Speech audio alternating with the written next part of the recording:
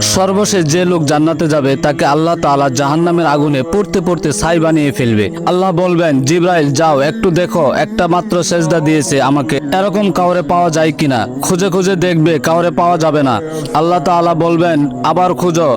খুঁজতে খুঁজতে এরকম একজনকে পাবে যার সামান্য ইমানের ছিটেফোঁটা তার অন্তরে ছিল। আল্লাহ বলবেন, যেহেতু ছিটেফোঁটা ইমান তার অন্তরে আছে, তাকে জাহান্নাম থেকে বের করে তাকে একটি দূরত্ব স্থানে রেখে দাও। কিন্তু জাহান্নামের আগুনের লেলিহান শিখাতে তার গা ঝুলে যাবে।